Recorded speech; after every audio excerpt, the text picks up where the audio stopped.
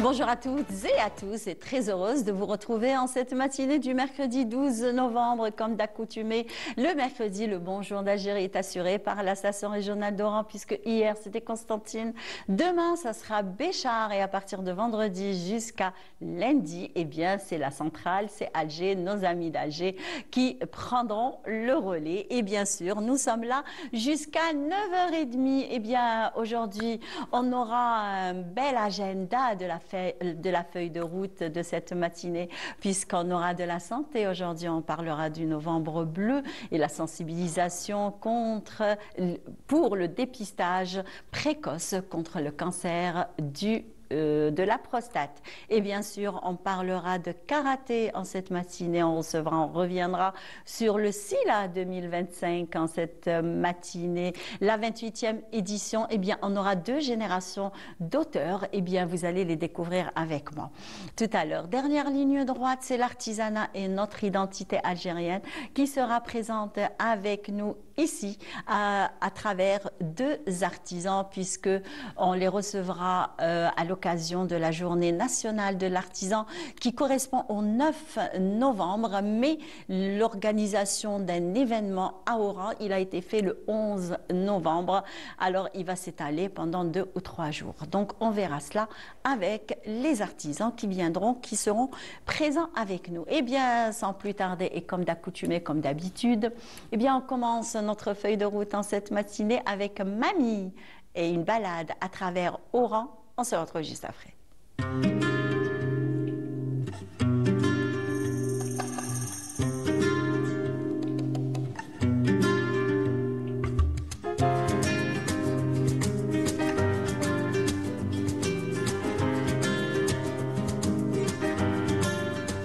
بلادي هي الجزائر وعليهم وراني حواير وبغيت الروح لها صاير ولفك كيف سواهل وفراقك انا قدرت عنه ولفك كيف سهل وفريقك انا قدرت عنه والله ما نسيت عني بالغالية قسنطين وسطي بالعالية باليدين راها في قلبي ولفك كيف سهل وفراقك ما قدرت عنه ولفك كيف سهل وفريقك انا قدرت عنه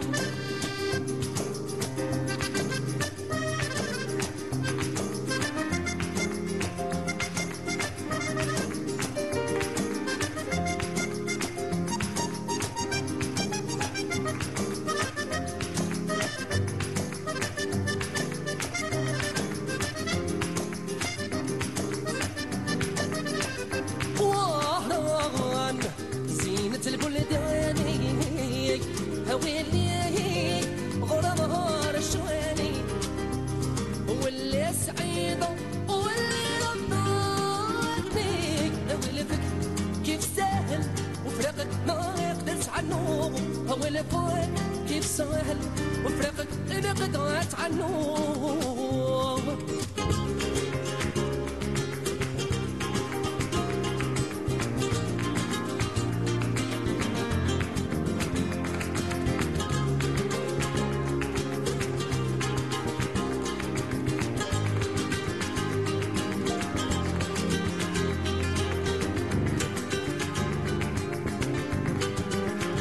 بلادي هي الجزائر وعليها وراني حواير وبغيت لك صاير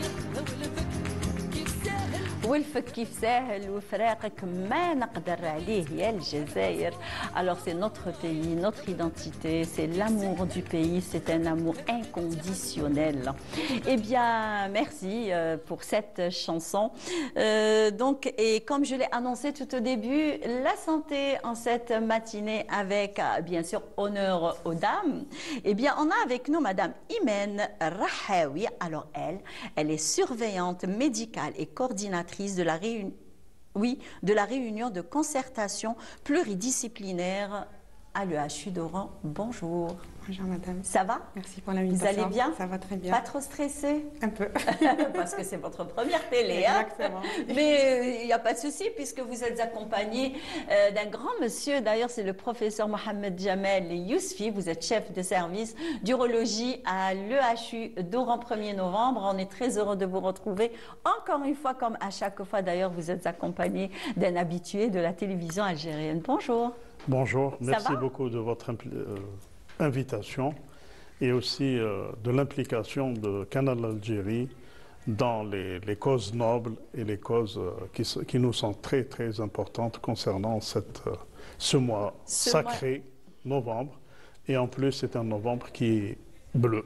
Effectivement, voilà. Il est bleu puisque la sensibilisation pour le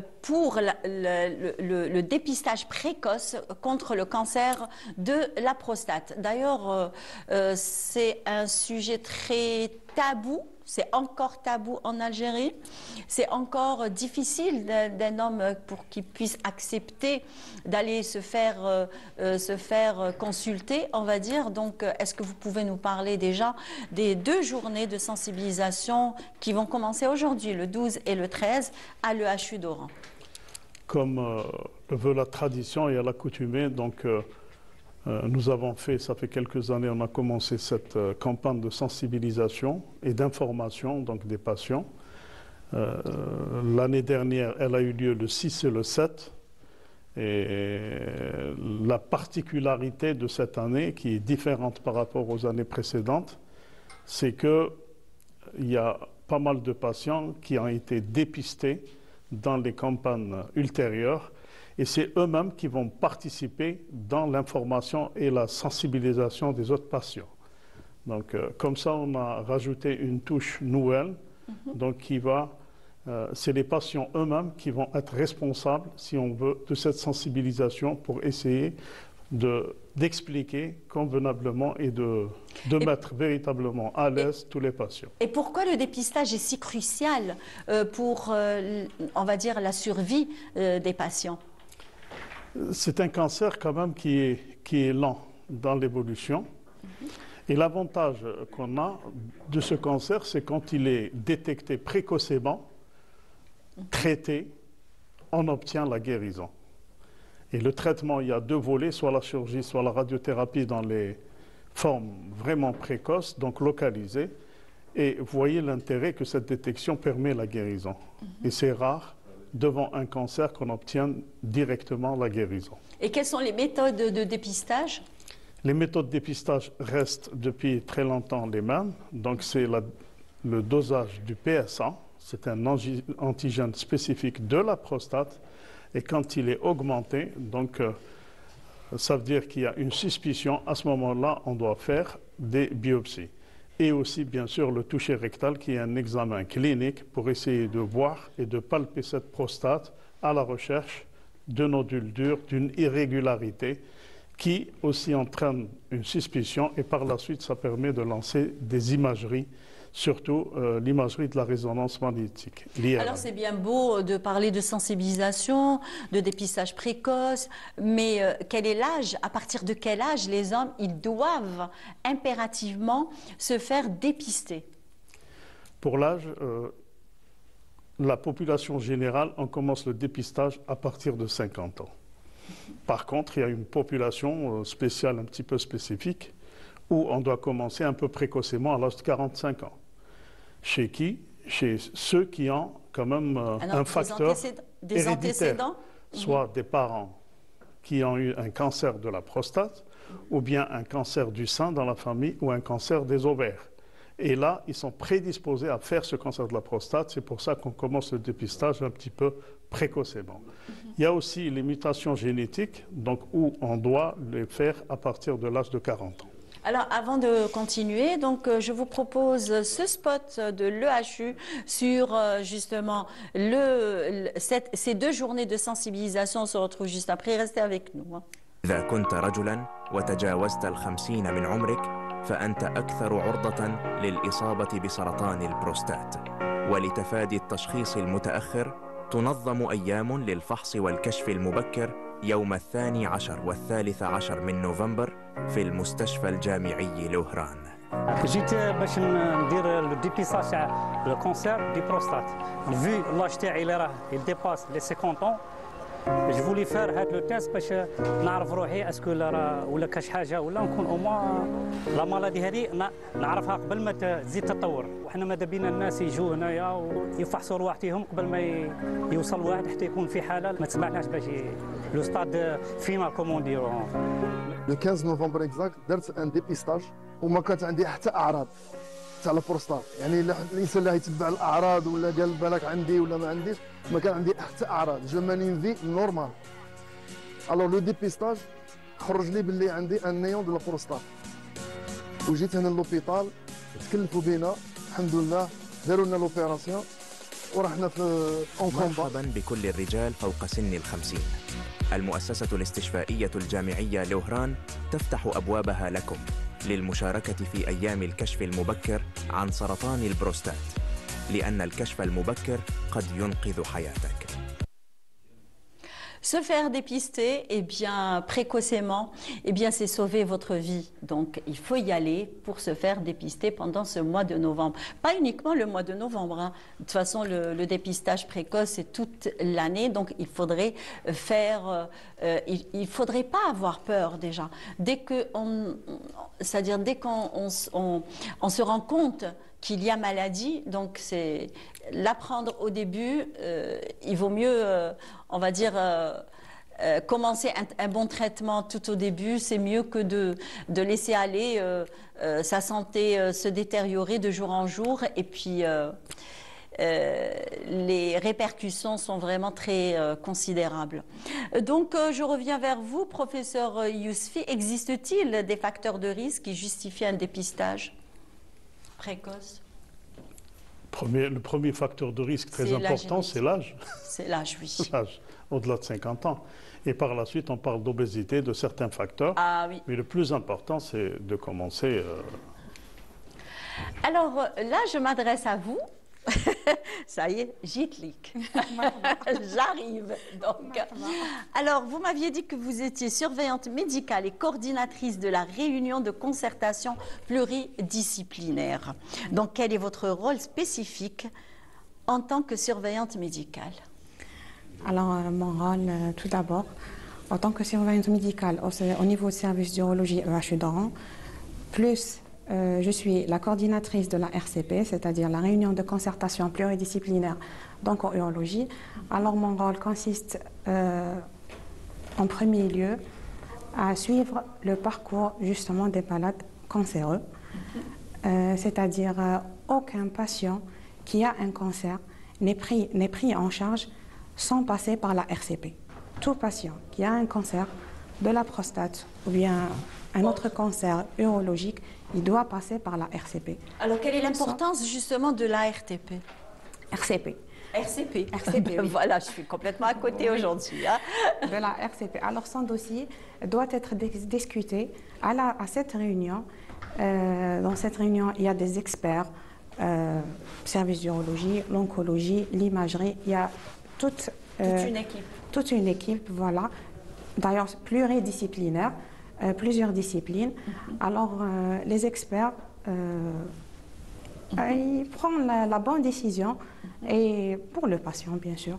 Donc, c'est de cas par cas, en fait. Bien sûr, c'est au cas par cas. On doit discuter chaque cas par cas. Très bien. Alors, et comment assurez-vous, vous, la coordination entre les services? Alors, tout d'abord, le patient passe par la consultation, puis les dossiers...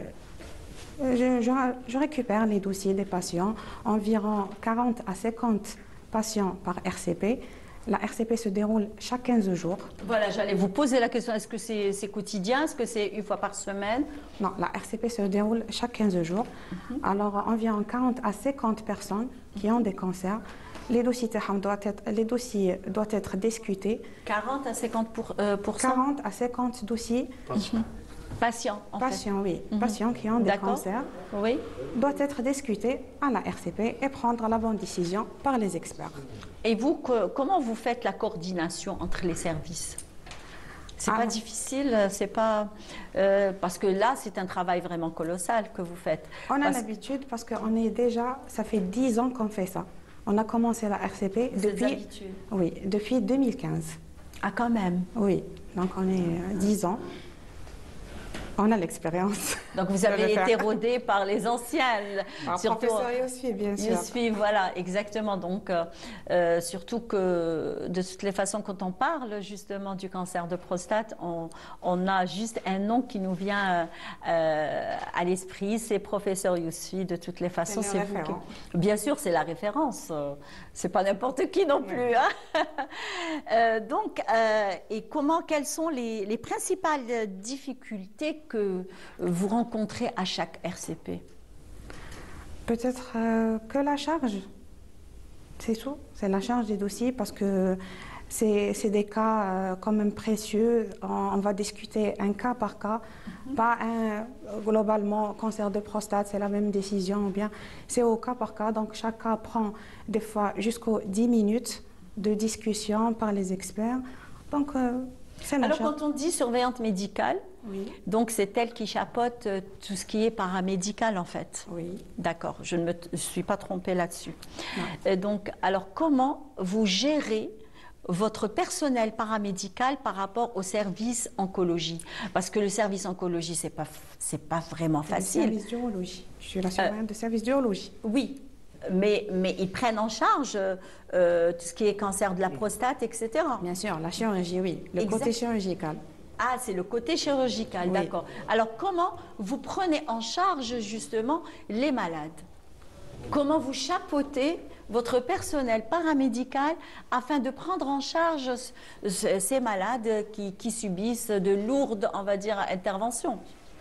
Alors, même l'équipe paramédicale travaille en collaboration avec l'équipe médicale, bien sûr. On travaille tous ensemble, on partage les tâches.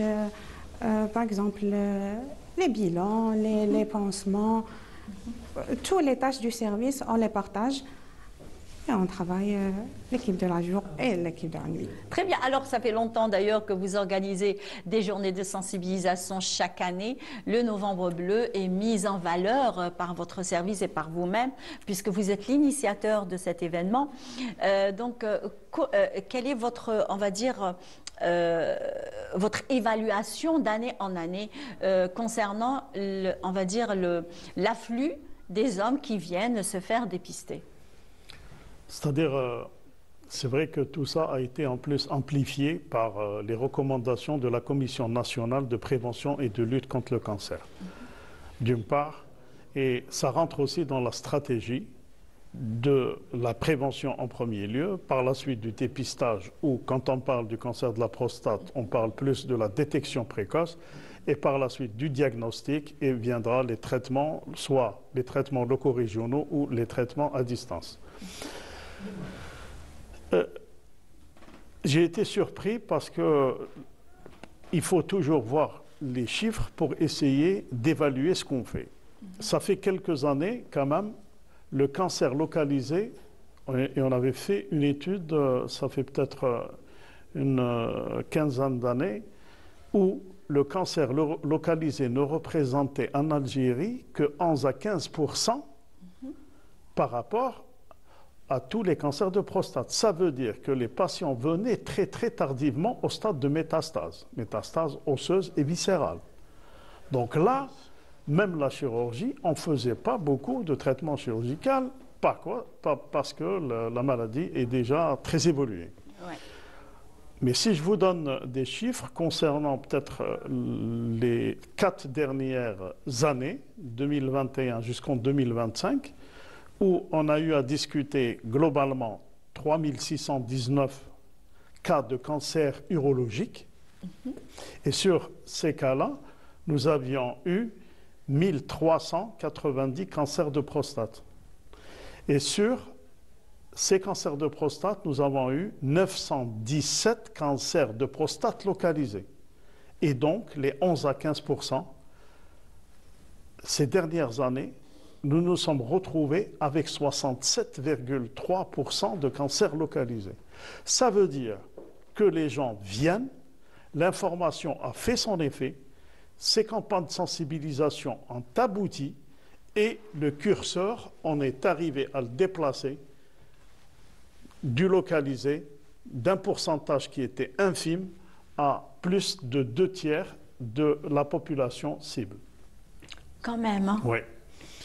Et la preuve, c'est qu'il y a pas mal de patients, pas plus tard qu'hier, on était dans un enterrement, il y a quelqu'un qui est venu, qui a été opéré chez nous, et bon, je ne me suis pas rappelé de lui dans le visage, et par la suite, il m'a dit rendez-vous à demain, parce que pour lui, c'est un patient expert, ce qu'on appelle ça, c'est les patients experts, qui doivent venir pour mener cette campagne. Et c'était ça un petit peu la touche spéciale de cette année, et ça va concerner pas uniquement le cancer de la prostate, mais généralement les cancers masculins de façon générale. Très bien. Alors, quels sont les signes et symptômes qui suscitent la consultation, on va dire? La question est quand même un petit peu pertinente, parce que sur le spot que nous avons réalisé cette année et qu'on a diffusé, surtout dans les réseaux sociaux, et qui est en rapport avec la campagne de l'année précédente, le patient opéré, qui évolue bien, l'a dit lui-même. Je n'avais aucun signe urinaire. Donc, ça veut dire qu'au début de la maladie, nous n'avons aucun signe. Et c'est pour ça que la détection est très importante. Ça veut dire que tout homme plus de 50 ans, sans aucun signe, doit faire au moins un dosage de PSA et un examen clinique, c'est impératif. Et à ce stade-là, on obtient la guérison quand on fait des traitements locaux. Et quelles sont les avancées thérapeutiques de cette maladie? Les avancées thérapeutiques existent depuis longtemps, et nous avons commencé cette chirurgie mini-invasive depuis 2014, donc en ramenant même des experts étrangers. Et par la suite, on est devenu quand même un centre formateur, où depuis 2023, nous avons effectué à peu près 10 stages d'immersion pour les urologues algériens, et pas que, qui sont venus un petit peu de toutes les villes d'Algérie pour essayer d'affiner un petit peu leur formation et d'apprendre ces techniques mini-invasives. Donc, notamment le traitement de la lithiase, où on fait de la percutanée, de l'urotéroscopie et tout. Et par la suite, pour les cancers, notamment donc, l'abord célioscopique. Et on en a discuté l'année précédente sur ce plateau, qui était au rez-de-chaussée. Effectivement, oui, on a changé d'endroit en fait. Donc le téléspectateur ne le sait pas, donc nous, on a changé d'endroit au lieu de rester au rez-de-chaussée, parce qu'on a un très beau studio et très grand. D'ailleurs, on est en train de l'aménager. Vous aurez une très belle surprise dans quelques temps. Et là, on est au 2e étage du bâtiment de la télévision à Oran, de la station régionale d'Oran. Et on avait dit que notre projet qui nous tenait très à cœur, c'est concrétisé finalement, et c'est sincèrement, je parle de la chirurgie robotique. Et en 2024, donc il y a eu, et là, quand même, je témoignerai en remerciant Monsieur le Président de la République d'avoir octroyé les fonds cancer. Et là, c'était très important parce que ça a mis du temps au début, mais par la suite, ça s'est réglé. Et ces fonds cancer nous ont permis donc l'octroi du robot chirurgical pour les spécialités urologiques. Oran, très probablement, sera la première à l'avoir, parce que le dossier est très avancé. Un pôle de santé par excellence. Oui, et ils ont été retenus en urologie 4 centres, et ce robot chirurgical, c'est pour le traitement des cancers urologiques. Donc, on se dit peut-être dans le premier trimestre 2026, il sera installé au service d'urologie à l'EHU d'Oran. Et est-ce qu'il y a des formations à faire afin de manipuler ce robot? Les formations de l'équipe, nous les avons entamées cette année pour essayer d'être un petit peu au diapason, et se préparer pour cette activité nouvelle. Très probablement, nous solliciterons donc des experts pour un compagnonnage dans un premier temps. Et par la suite, comme on l'a déjà fait pour les autres techniques, ça sera...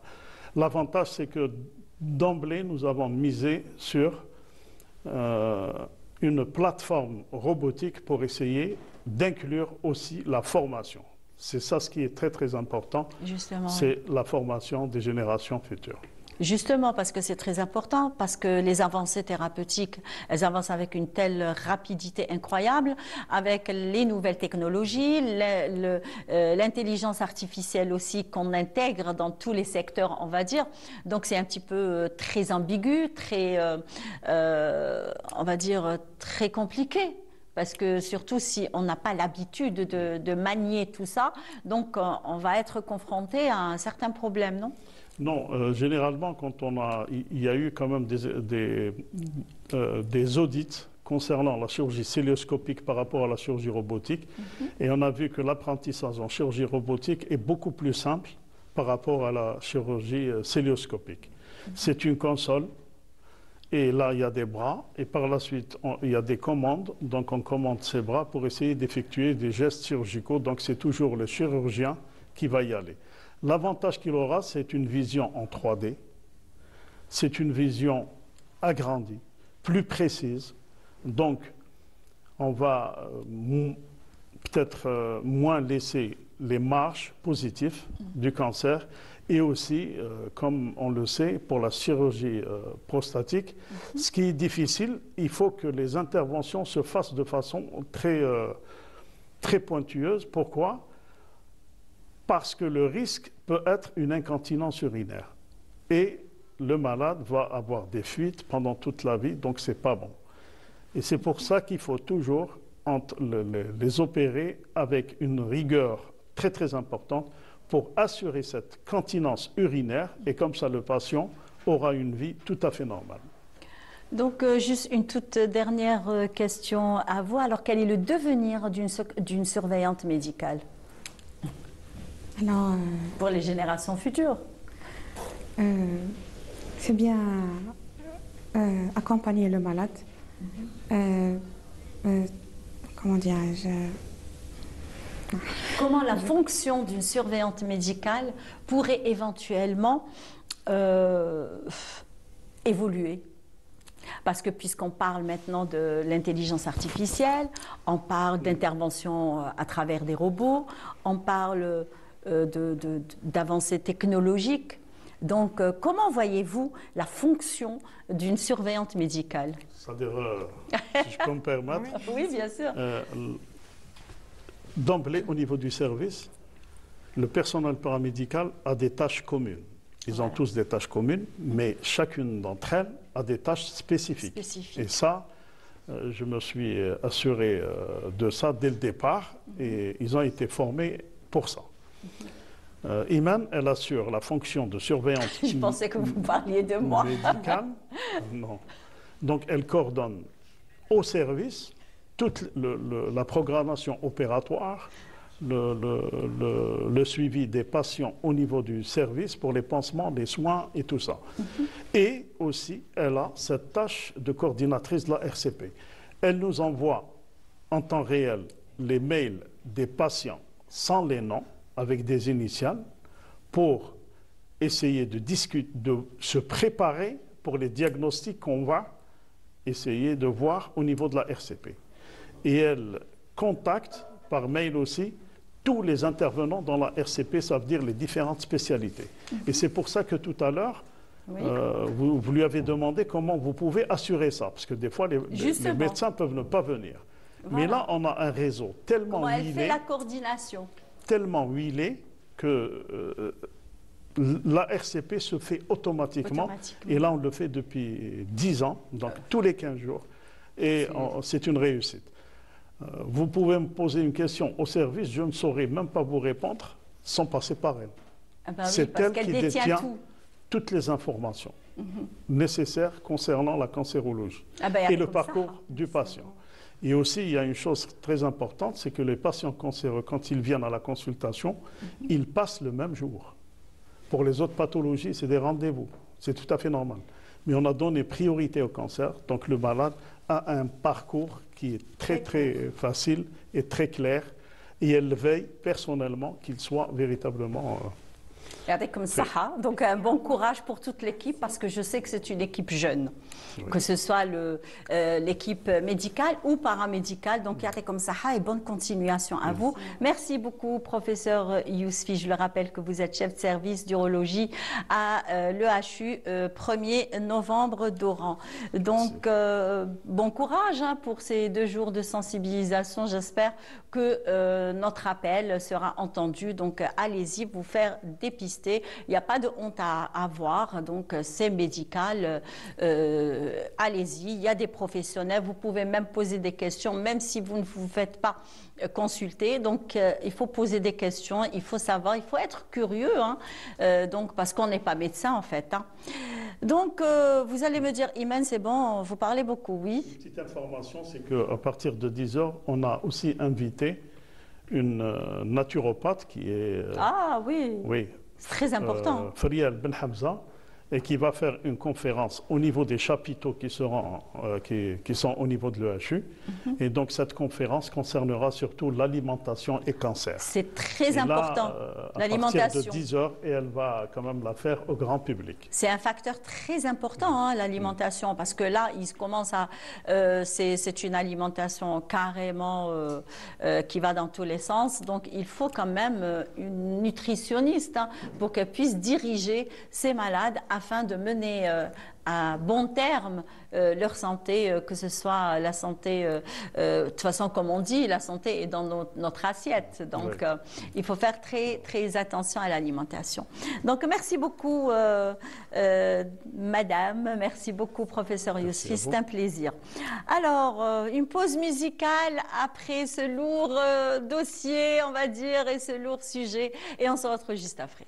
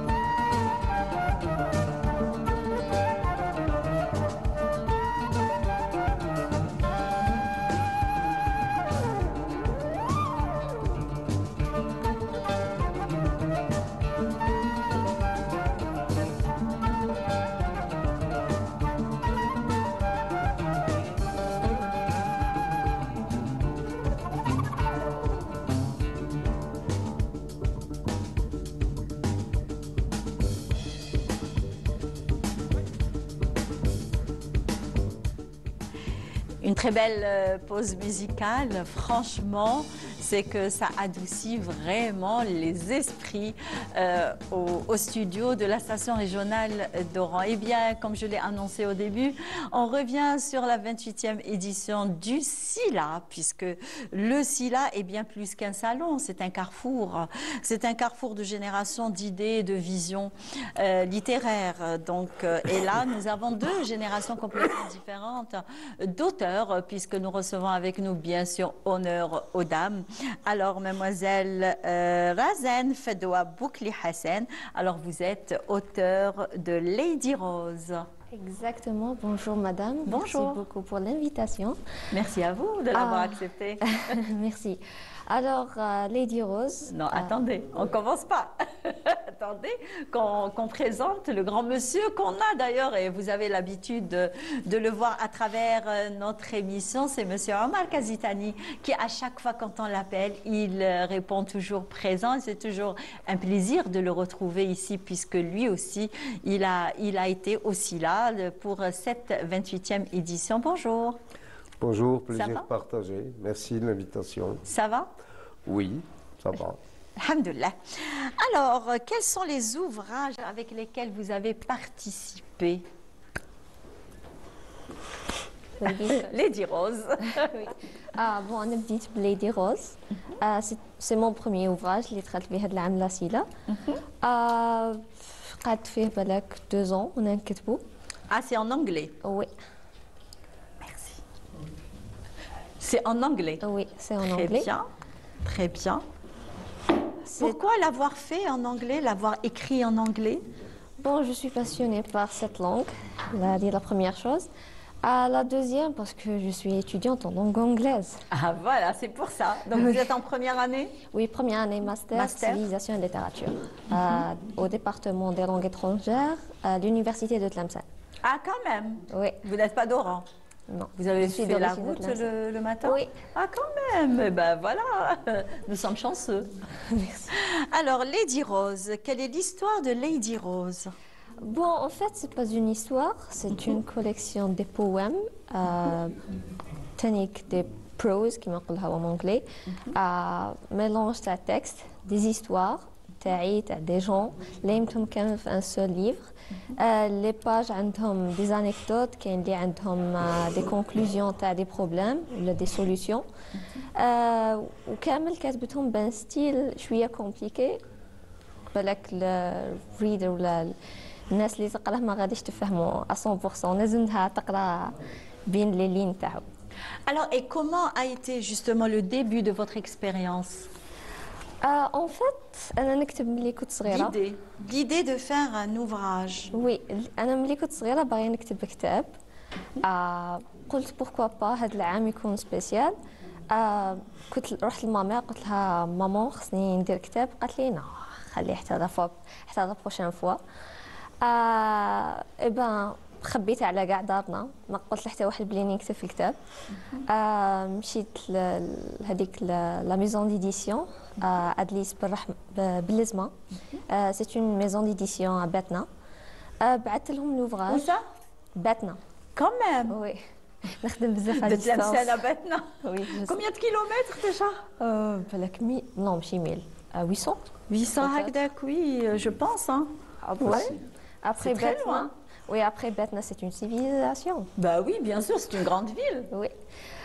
Donc, ils battent l'ouvrage, ils disent dit, oh, c'est très joli, vas-y, je faut que je le fasse.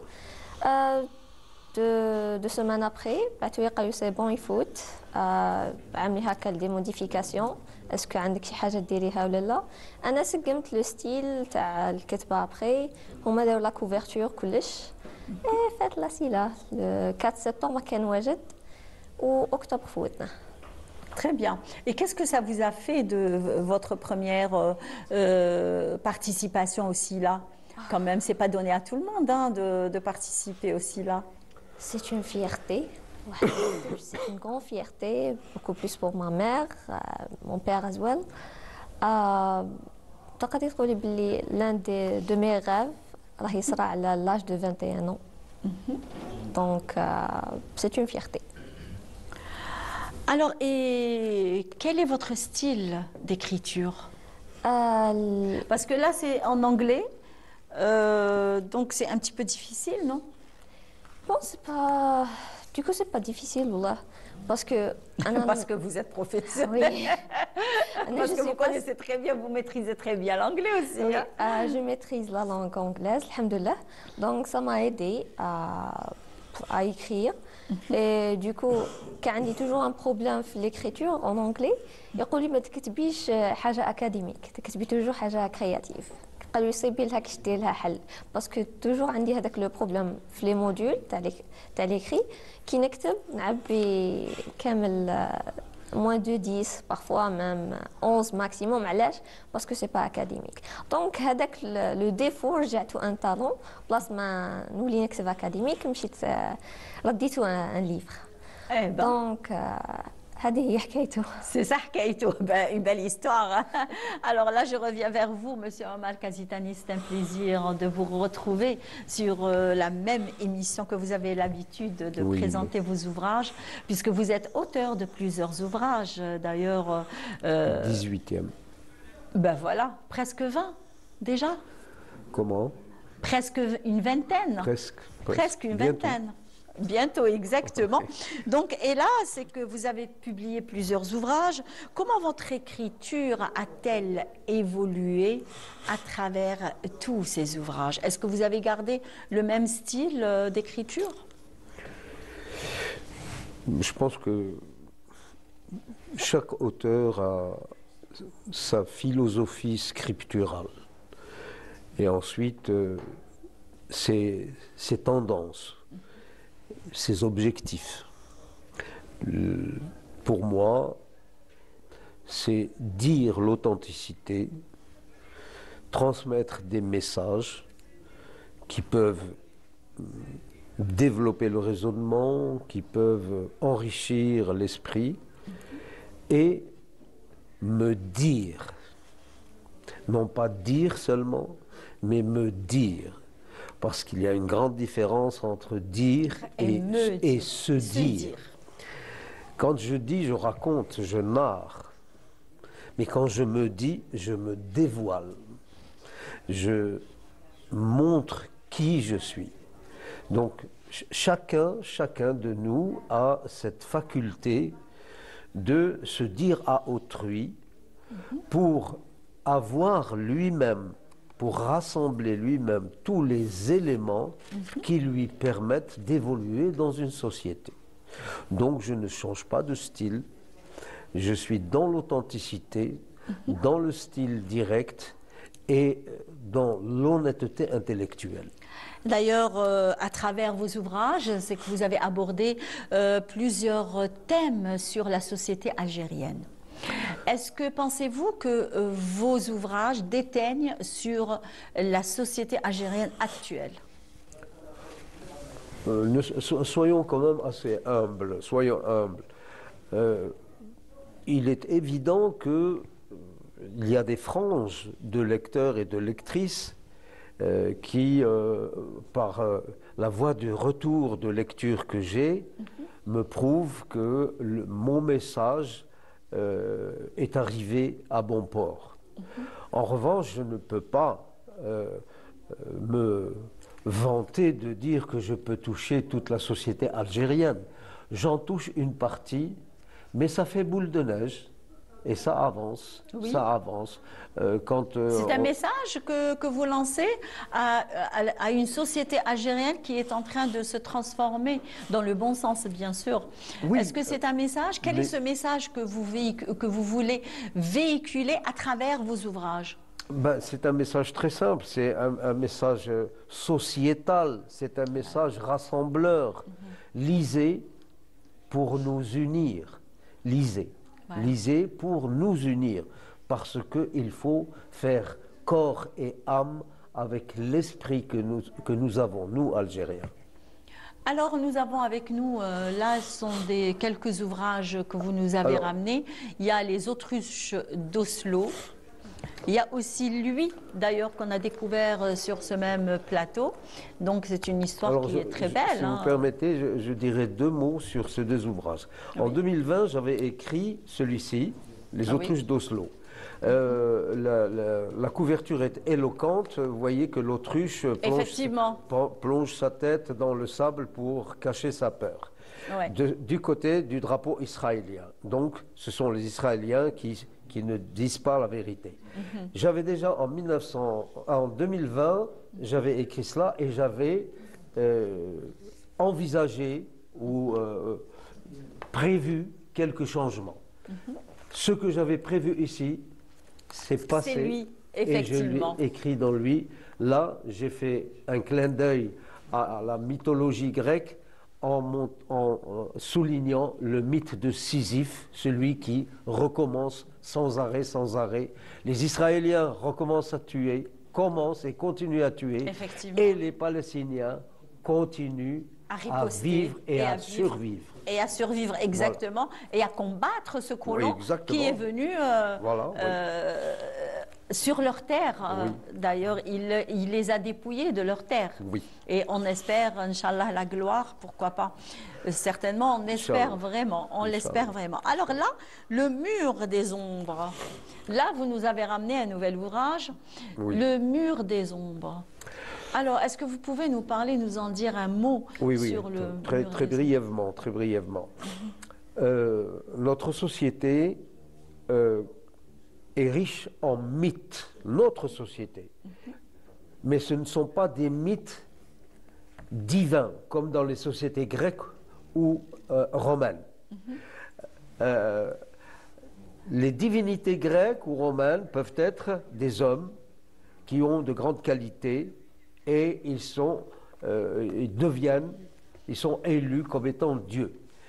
C'est la mythologie grecque ou romaine. Dans la mythologie de chez nous, algérienne, il y a une influence spirituelle sur nos mythes.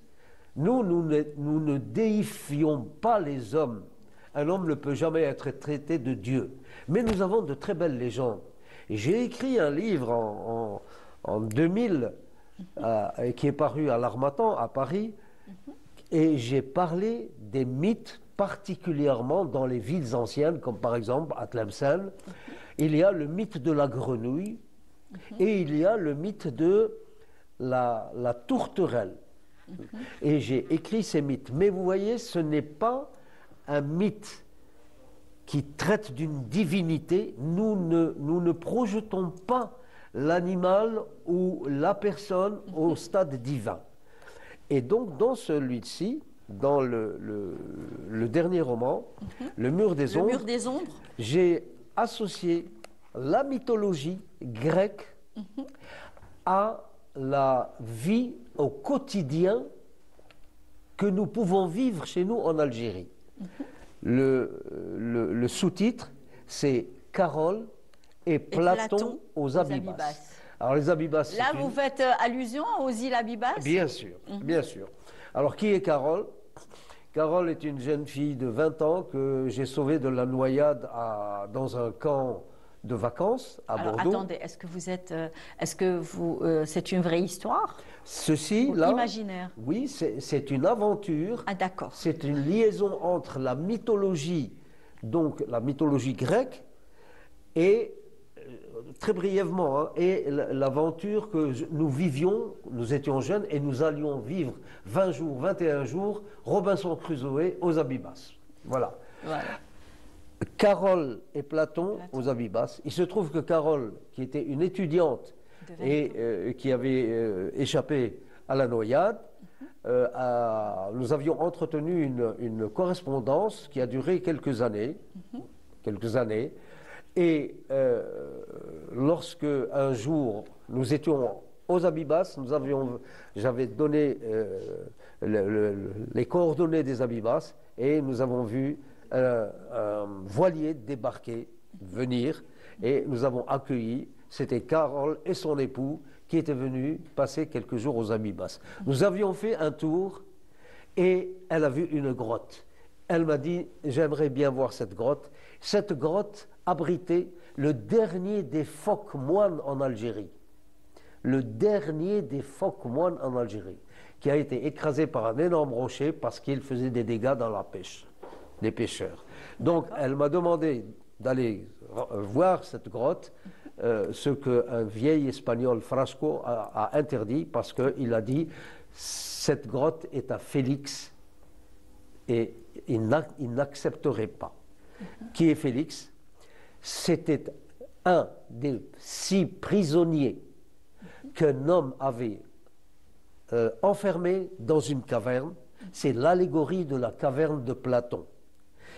Parmi ces 6 qui étaient enchaînés, un se détache et il quitte la grotte et il voit le soleil, les oiseaux, les arbres, les personnes, et il vient dire à ses camarades qui sont prisonniers, je viens vous libérer.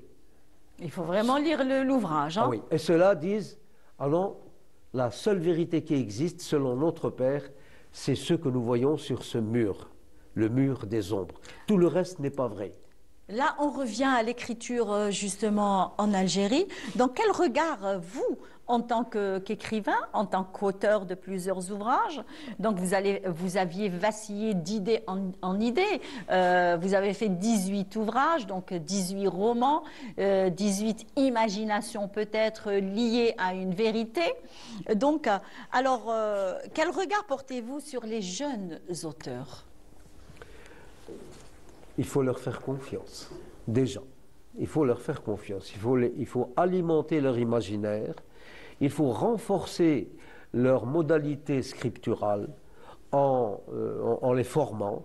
Et il faut surtout distribuer leurs publications et non pas stocker leurs publications. Voilà. C'est les encourager de cette façon. Alors, et la littérature algérienne, est-elle en train de se renouveler ? Ben, la littérature algérienne de langue étrangère, de langue française, est en train d'évoluer tout en stagnant. Elle évolue tout en stagnant. Pourquoi? Parce qu'il faut vraiment trouver des auteurs qui veulent élargir les horizons pour pouvoir évoluer. J'entreprends une écriture hybride dans ce roman. J'entame encore une fois une écriture hybride. L'écriture hybride, c'est la rencontre par exemple du roman et du conte en même temps dans un même ouvrage. C'est une écriture hybride. Et ça commence à venir, ça commence à s'installer, et il y a des ouvrages qui sont très très riches en matière scripturale et en matière d'imaginaire. Très bien. Un dernier mot pour les jeunes auteurs tels que Razan? Alors, je ne pense... L'appétit vient en mangeant. Effectivement, ah bah oui, voilà. Ah bah oui, il voilà. faut écrire. Tout simplement, il faut écrire. Oui. Donc, pas uniquement juste un fascicule. Alors, pensez à faire un roman, pourquoi pas? Oui, en anglais. En anglais. Voilà, ah ben oui. Donc, bon courage pour ce qui va venir. Donc, merci. Et merci d'avoir été avec nous en cette matinée. Omar Kazitani, c'est un plaisir de vous recevoir à chaque fois sur le plateau de Bonjour d'Algérie. Donc, une petite pause musicale et on se retrouve juste après.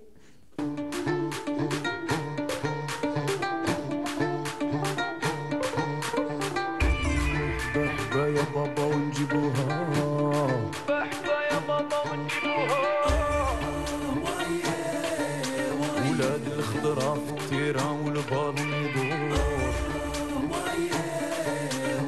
الجريان دمي حارو ما نوليش اللور ولاد الخضرة في التيران والبالون يدور الجريان دمي حارو ما نوليش اللور ولاد الخضرة في التيران والبالون يدور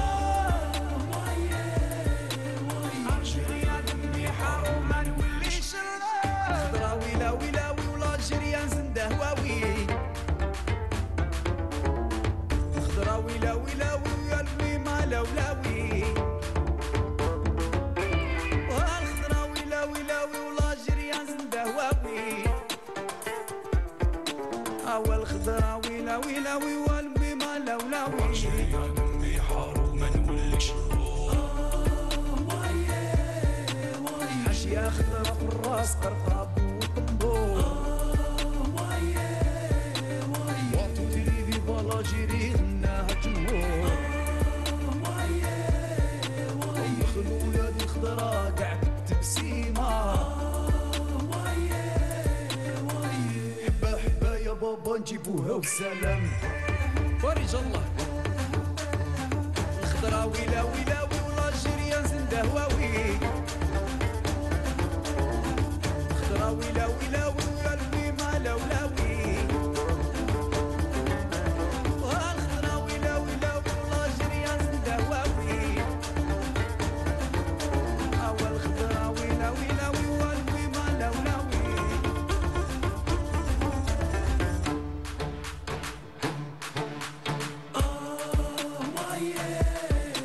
ولاد الخضرة في التيران والبالون يدور الجريان البحار وما نولش النور ولاد الخضرة في التيران والبالون يدور الجريان البحار وما نولش Le sport et le karaté avec nous en cette matinée. Nous avons avec nous Monsieur Fatah Houeri. Alors lui, il est président de la Ligue. Voilà, président de la Ligue de karaté à Oran. Bonjour. Bonjour Iman. Ça va? Ça va bien. C'est toujours un plaisir. Tout le plaisir. Mais ça fait longtemps, Rayib Tolina quand même. Hein? Oui. Très bien. Vous êtes accompagné de Monsieur Abdellah Zirak alors que vous êtes directeur technique. Directeur technique de la wilaya d'Oran et expert fédéral. Ça va? Alhamdulillah. Merci d'être avec nous. Hein. Merci à vous et merci pour l'invitation. Merci à toute l'équipe de Canal Algérie. Merci beaucoup. Alors, là, je m'adresse à vous, Monsieur Zirak. Vous êtes directeur technique. Donc, quelles sont vos missions principales? La mission principale, en premier, c'est d'évoluer la technique, de faire progresser, de faire toujours d'être attentif à la technique. Parce que la technique dans le karaté, c'est primordial, c'est une tâche très difficile. Donc il faut accompagner la technique, il faut accompagner l'enfant depuis le début jusqu'à la fin. Depuis, c'est-à-dire la petite catégorie jusqu'à l'adulte. Et comme on fait avec le président, on travaille toujours sur la réforme. On est en train d'étudier comment arriver à un point, parce que notre objectif, nous, c'est atteindre l'international. Est-ce qu'il y a eu des athlètes d'Oran qui ont participé à des compétitions internationales? Beaucoup. Nous avons beaucoup même. Le président, il a les noms, ils ont eu des médailles. Il va nous communiquer tout ça. Il a tous les statistiques, c'est lui. Moi, je m'occupe du terrain. Du côté et technique, lui, oui. Alors, parlez-nous un petit peu de vos tâches. Le rôle de la Ligue oranaise de karaté, il y a la planification, le développement et la performance. Oui. On a plusieurs objectifs. Le premier objectif principal, c'est le développement de la discipline, la compétition, les résultats. Et on a le volet où on travaille la société civile, où on essaie de la consommation des psychotropes, l'obésité. Il y a beaucoup de volets. Mais la tâche principale, c'est développer cette discipline. Il y en a à Oran. Voilà.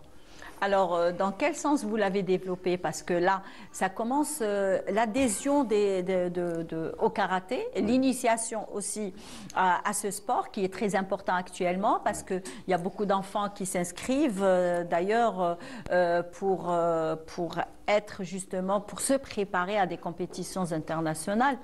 Donc, est-ce que vous pouvez nous en dire un peu plus? Quelles sont les conditions d'inscription? À partir de quel âge?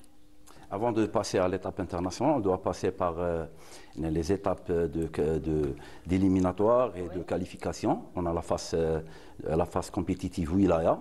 Après, on a la phase régionale. Et enfin, on a la phase finale. Les sélectionneurs nationaux vont sélectionner les meilleurs éléments suite aux résultats et à leur développement technique. Ensuite, on va créer l'équipe nationale et elle va représenter l'Algérie dans les compétitions internationaux. Alors, et quel type de stage ou de formation que vous offrez justement aux jeunes? Ça dépend des objectifs. Par exemple, dernièrement, Oran a organisé les championnats nationaux des Benjamins et de Minimes. Mais avant ça, on a programmé un stage national d'arbitrage avec le Collège technique national. Oui, justement. Voilà. La formation. Avant la compétition, il y avait avec le staff technique et la commission technique, on a entamé plusieurs stages techniques préparatoires pour cette compétition. Et aussi, on a préparé nos arbitres et nos coachs. Oui. باش يكون عندنا يعني le résultat le plus optimal اللي نجموا نرياليزوه والحمد لله يعني on a eu يعني un palmarès dans cette compétition historique les jamais sera le karaté oranais. On a eu 3 médailles d'or et 7 médailles de bronze. Où ça? À Oran. À Oran. Dans quelle compétition? Le karaté Benjamin Minime. La petite catégorie. Voilà, le 31 et le 1er novembre passé. Dernièrement? Oui. C'est récent. Et Oran, actuellement, elle est au top 10, au top 10 des clubs sur tout le territoire national. Ben ça, c'est très intéressant. Ça veut dire que le fruit de votre travail, déjà, il s'est concrétisé, surtout en ce qui concerne la direction technique, Monsieur Zirk. Oui, mais aussi, on doit remercier les présidents d'associations, aussi les entraîneurs pour le travail qu'ils font dans leur club. C'est aussi, c'est une chaîne. Eux, ils font un travail et nous, on fait un travail. Et comment vous collaborez avec les clubs? De quelle façon? Surtout le directeur technique. Comment il collabore avec les clubs? Nous, par exemple, nous, à chaque compétition, quand on fait une compétition, on va sélectionner les meilleurs athlètes. Et d'ici, on fait un regroupement de tous les meilleurs athlètes de cette catégorie. Et là, il y a des entraîneurs, dont moi je suis à la tête, et on supervise leur entraînement. Par exemple, on fait des regroupements. Si on a c'est quotidien? Non, quinzaine, une fois dans les quinzaines. Tout dépend de l'objectif qu'on va étudier. Par exemple, nous avons travaillé sur cette poule Benjamin Minime. Voilà le résultat. On a eu un bon résultat phénoménal. C'est bien. Et on va dire, ceux qui ont participé à cette compétition, ils étaient à combien? Il y avait combien d'athlètes? Il y avait 2000 athlètes, 2020 athlètes nationaux, oui. C'est une grande compétition. Ça a duré, il y avait 2020 athlètes, il y avait 185 arbitres et 80 organisateurs. Quand même. Aucun incident. Ça, c'est très important. Aucun incident. Tolérance zéro. C'était une première. C'était mené avec une belle baguette. Oui, le président, il est là devant moi. Ben oui, de toutes les façons. On a travaillé sur ça. Moi, je vous suis sur les réseaux sociaux, mais vraiment. Et aussi, on doit remercier beaucoup le directeur de la jeunesse et des sports qui nous a beaucoup aidés. Effectivement. Ainsi, son représentant, M.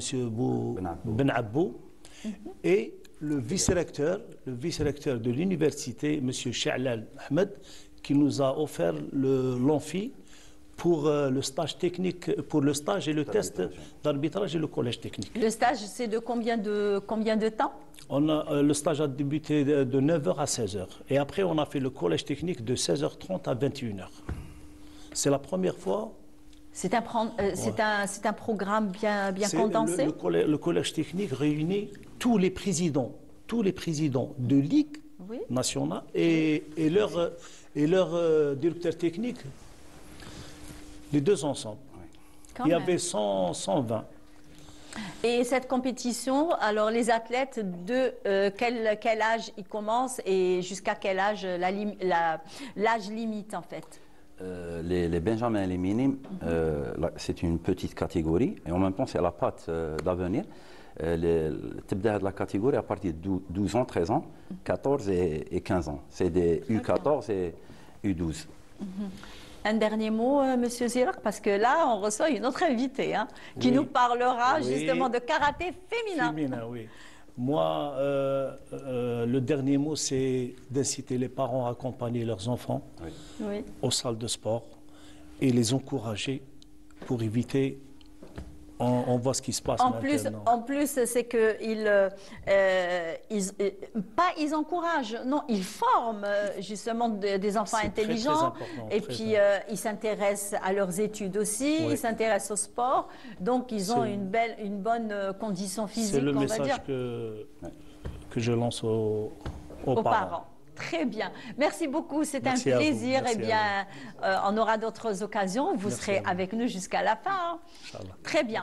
Alors, une pause musicale qui s'impose tout de suite. سلامة سلامة سلامة سلامة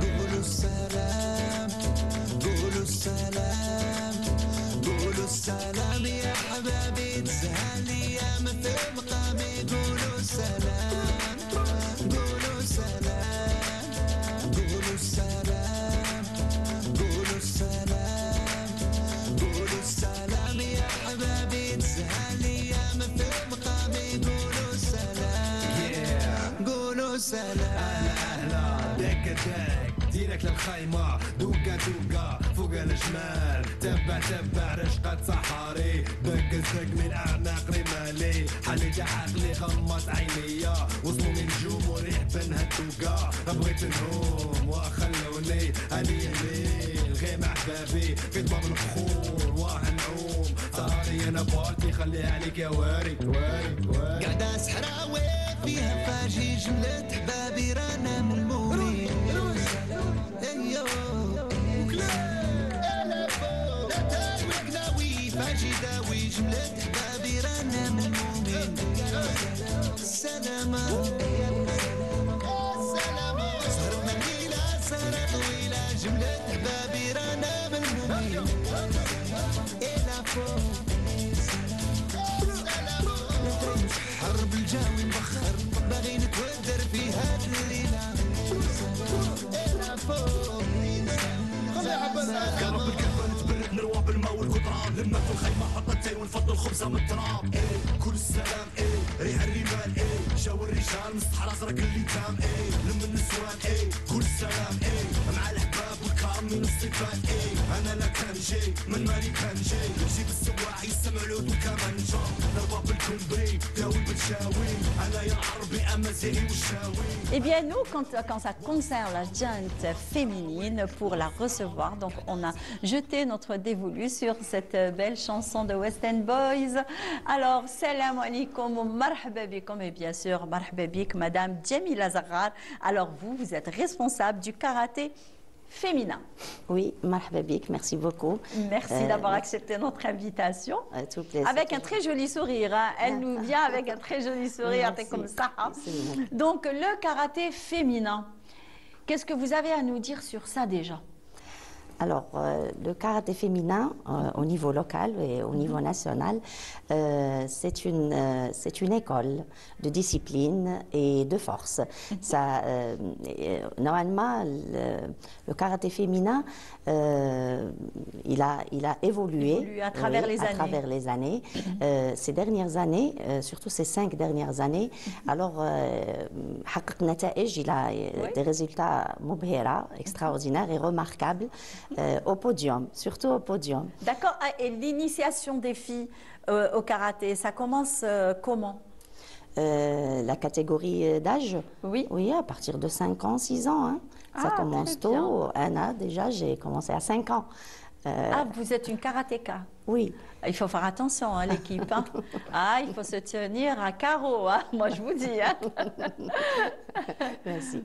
Alors, pour la catégorie d'âge, ça commence à partir de 5-6 ans. Ça dépend les clubs. Il y a des clubs qui acceptent à 5-6 ans. Il y a des clubs qui acceptent à partir de 8 ans, 10 ans ou 8 ans. Voilà. Ça, c'est من ناحية السن. من ناحية اللياقة البدنية corporelle. Toute catégorie forte, petite. Il n'y a pas de critères spécifiques non, en fait. Non. D'ailleurs, le sport, c'est ça. Le but du sport, c'est ça. Ben oui. Tout le monde peut faire du sport. Tout le monde peut faire du sport, c'est acquis pour tout le monde. C'est accessible à tout le monde, toutes les filles qui se présentent justement à la Ligue ou alors dans des clubs, différents clubs, pour qu'elles puissent jouir de leur choix, on va dire, le karaté. Surtout que c'est le sport très prisé actuellement par les filles. Oui, لأنه السبب الرئيسي هو فكرة الدفاع عن النفس. Voilà, c'est فكرة الدفاع عن النفس. Je m'excuse, j'utilise aussi l'arabe. Il n'y a aucun problème, vous êtes à l'aise. كيف دارك؟ Oui, merci, سلمك الله يرحب بك. Alors فكرة الدفاع عن النفس هي المنطلق بالنسبة للفئات الأنثوية، بالنسبة للفي لا كاتيجوري دي في، لأنه العنصر النسوي يبحث دائما عن مسألة الدفاع عن النفس لكسب الثقة pour un acquis de confiance en soi. لأنه المبدأ الأساسي للرياضة القتالية نوعا ما الفئة النسوية c'est الثقة في النفس. Et quel est le programme que vous élaborez pour commencer l'initiation au karaté, le programme de karaté, on va dire? Bon, le programme... Vous pouvez répondre vous aussi, hein? Il n'y a aucun problème. Bon, le programme المنطلق أي برنامج رياضي نسوي هو القاعدة. C'est la base. C'est la base. Oui, c'est le qaïda, c'est les clubs sportifs et les associations sportives. Ça commence à partir des clubs. pour التعريف بالرياضة النسوية يبدأ من النوادي، من القاعدة. من les clubs. Et aussi الإعلام، et aussi la médiatisation لكل المنافسات، لكل البطولات التي تقام على مستوى المحلي والوطني. Alors, quelles sont les catégories les plus représentées par les filles au karaté? Généralement, les catégories sont représentées par le karaté. Le karaté warani. عندنا des champions les benjamins, les minimes, les cadettes, juniors, seniors. On a pu avoir des médailles d'or. On a eu 3 médailles la petite catégorie féminine et l'athlète Khouloud, elle est vice-champion du monde en karaté scolaire. Scolaire. Oui. Ah, très bien. Oui. Il fallait nous la ramener. Inch'Allah. La prochaine fois, j'espère. كرمت من طرف الوالي السابق. كرمت. Ah, d'accord. Monsieur Samir Chibani. Oui. Très bien. Alors, des difficultés rencontrées lors des entraînements, lors de la prise en charge de ces filles qui ont choisi cette discipline? Est-ce que vous avez rencontré des problèmes? Donc, le seul problème les sportifs, c'est la cadence les parents, l'éducation ou les études. Eh oui, les études. La matinée, l'après-midi, ils sont à l'école. Le soir, généralement, ils font des séances à l'école et tout ça. Ils ont généralement beaucoup de temps pour pratiquer le sport, et spécialement le karaté. Les parents ils comprennent l'importance du sport. في la semaine يعطوه الوقت تاعه voilà. Justement, voilà. Alors, et maintenant, quel est l'emploi du temps justement des enfants par rapport à leurs études oui. Et aussi à leur choix de sport, quoi. Voilà. Comment ils font? Généralement, les clubs, la planification, les horaires d'entraînement, ils sont généralement les week-ends ou les après-midi comme le mardi, le meilleur fait. Sinon, l'élite, ils le soir à partir de 18h, voilà. D'accord. Donc, ça se fait 3 fois par semaine pour le moment? Ça dépend des objectifs. Un athlète d'élite peut s'entraîner jusqu'à 5 à 6 séances par semaine. Et comment ils font? Comment ils font? Parce que comment ils concordent, on va dire, le sport et leurs études. Voilà, exactement, et leurs études. Comment ils font? Madame Iman, les jeunes عندهم énergie كبيرة بزاف. On préfère, on canalise l'énergie تاعهم في les études, في le sport, mieux que يروحوا ailleurs. عندنا جينيرالمون عندهم الوقت وعندهم باش ينجموا يحضروا les séances d'entraînement تاعهم. Les clubs s'adaptent aussi. Les clubs s'adaptent à l'emploi du temps des athlètes, surtout les athlètes d'élite, même les débutants. Chaque club s'adapte au rythme de leur catégorie précise, surtout les élites. يحضروا رزنامة توقيت معين لفئات معينة، مثلا الفئات الصغرى les benjamins minimes التوقيت تاعهم يكون على حسب الطاقة العمرية تاعهم. يعني عموما يكون يوم الثلاثاء أمسية يوم الثلاثاء أو يوم الجمعة صباحا أو يوم الجمعة أيضا الأمسية والسبت أيضا. أما الفئة المتمدرسة على المستوى لا سيما الثانوي هما اللي نلقوا معاهم إشكال الثانوي اللي يحضروا الامتحانات. on s'adapte à leur rythme. on s'adapte à leur rythme. نقدروا نفتحوا توقيتات تتناسب ومسارهم الدراسي. الصباح كاين بعض النوادي ممتازة في التنظيم تاعها تبرمج توقيت صباحي يوم الجمعة صباحا à partir de 6h du matin 7h du matin. Oula, un vendredi à 6h du matin. Oui, يخرجوا même للطبيعة يديروا الفوتين. Et en plus ils se sentiront bien. Bien sûr. Oui, ils sont dopaminés. Ils sont dopaminés. J'ai pas intérêt de venir. وهذا بالعكس هذا يعود بالإيجاب على مسارهم الدراسي. بالإيجاب remarquable. دليل أنه معظم رياضينا الفئة النسوية أو الذكورية معظم رياضينا ممتازين في مسارهم الدراسي، متحصلين على شهادات بمعدلات ممتازة ما شاء الله. هناك عندنا حتى الجامعيين ومتفوقين أيضا في الجامعة. C'est bien ça. Alors vous êtes ceinture noire? Oui. Mon Dieu, voilà, on a une ceinture noire au studio de la station régionale d'Oran, donc il faut faire attention, hein, l'équipe, hein, attention. Donc merci beaucoup. Normalement, on arrive à la fin. Est-ce que vous avez un dernier mot à nous dire? Merci Iman pour cette invitation.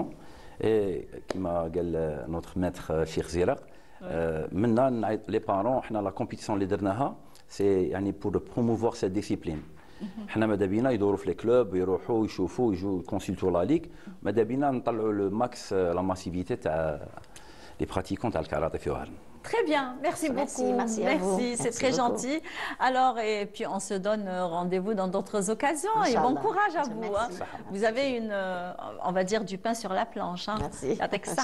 Merci beaucoup. Très bien. Alors, on se retrouve juste après avec nos artisans, juste après ça.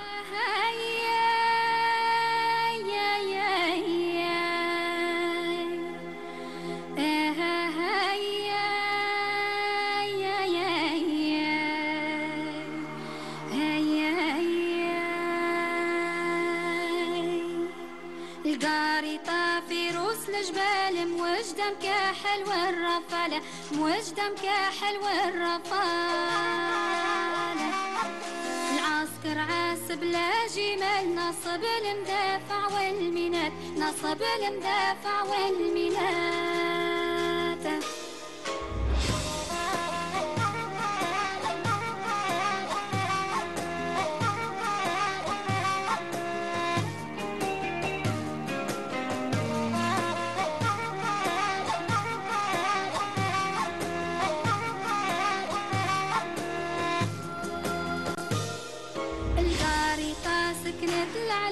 منصوبات عس الجنود منصوبات عس الجنود كي تشوفهم تصفر وتلالي نهارك حلو الناس جمود نهارك حلو الناس جمود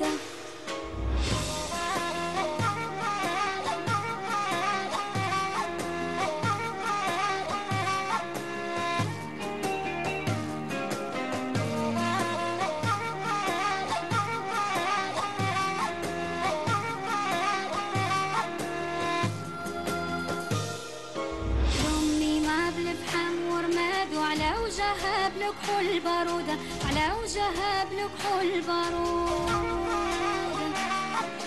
خايفة من العسكر وعناد والقومي يا جابوه مشهود قومي يا جابوه مشهود لا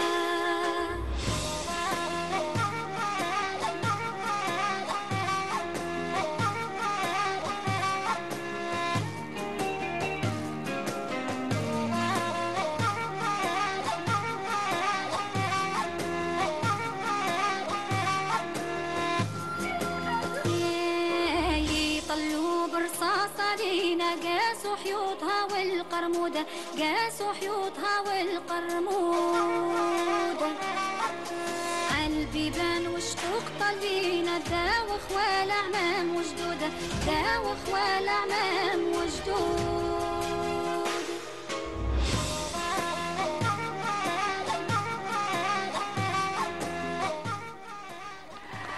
Eh bien, une très belle voix qui nous a interprété une très belle chanson. Eh bien, comme je l'ai annoncé, nous avons deux artisans et pas des moindres des artisans parce que vous allez découvrir avec nous alors des pièces magnifiques parce que moi, depuis tout à l'heure, je suis en train de dire « Oh, comme c'est joli, oh, comme c'est joli ». Alors, nous recevons avec nous Monsieur Reda Ben Hamidet.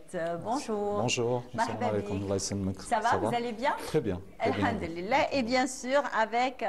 Alors, un habitué de l'émission, et c'est toujours un plaisir de le recevoir sur le plateau de Bonjour d'Algérie, c'est Monsieur Nourdine Qadi. Ça va? Bonjour madame, ça va très bien, et vous, ça va? Mais cette fois-ci, vous ne nous avez rien ramené. Hein? Oh, parce que j'étais à la va-vite, donc j'ai pas eu le temps pour préparer des choses. C'est dommage pour nous, hein? C'est dommage pour nous, hein? Il n'y a pas de problème, ce sera pour une autre fois. On l'a fait déjà avant, oui. On a exposé nos... C'est un plaisir, voilà. À chaque fois c'est un plaisir et à chaque fois on aime bien justement découvrir vos créations. Oui, donc alors vous êtes dans quel, on va dire, dans quel créneau d'artisanat?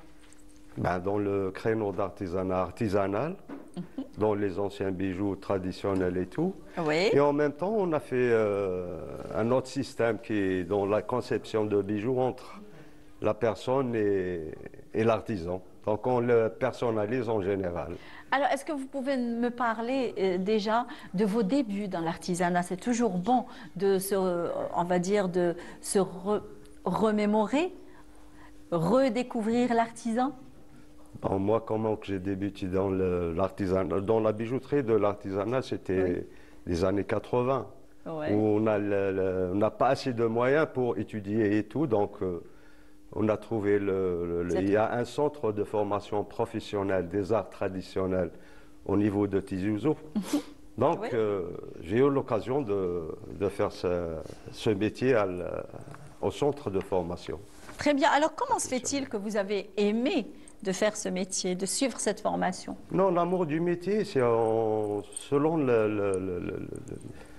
quand on le travaille de plus, c'est là où on rentre dedans. Oui. Parce qu'avec le temps, dans les débuts, parce que c'est vrai, il faut avoir une très très grande patience. Et de plus en plus, vous découvrez l'art qui est dedans, c'est automatiquement de l'aimer. Très bien. Alors, et là, je m'adresse à vous, parce que vous aussi, vous maniez les bijoux, on va dire, que ce soit l'or, l'argent ou la fantaisie. D'ailleurs, c'est ce que j'ai dans ma main, là. C'est très joli. Hein. C'est très donc, fin. Oui, effectivement. Donc, quels sont vos débuts dans ce domaine? Eh bien, comme l'a dit si bien notre ami Nourdine, c'est-à-dire on a baigné dans ça. Moi, mes parents, mon père était déjà bijoutier, donc il connaissait pas mal d'artisans et de connaisseurs en bijouterie, donc on a baigné dans ça. Et à force de travailler, donc il y a des modèles. Comment on dit à force de forger, on devient forgeron. On devient forgeron. Voilà. Et il y a un truc qui est conséquent, c'est le défi. On parle de défi. C'est-à-dire, on vient, on nous dit, est-ce que vous pouvez nous fabriquer ça? Donc on l'étudie. Voilà, c'est ça. On étudie le produit, on voit comment on peut faire. Le dessin. La matière, la conception du bijou. Donc, et c'est ça ce qui maintient ce qui nous maintient dans ce domaine. C'est le défi. C'est toujours des nouveautés, en fait. Il y a aussi, Bien sûr. Il y a aussi l'amour du métier. Parce Il y a que quelqu'un qui n'aime pas ça, c'est automatiquement. Parce que fabriquer des bijoux, c'est avec minutie. Exactement. Il faut être très patient. Oui, la patience, c'est la première des choses. Voilà, c'est ça. Il y a des personnes qui ne sont pas patientes, en fait. Eh ben oui. Donc travailler sur du filigrane, je crois, il faut beaucoup de patience. C'est question de millimètres. Et quelles sont les étapes de conception? Quelles sont les étapes? Donc, vous savez, il y a plusieurs façons. Soit on est dans la fabrication à grande échelle, soit on est dans le travail à la main. Donc c'est deux mondes différents. On est dans l'artisanat. Et vous vous mettez où?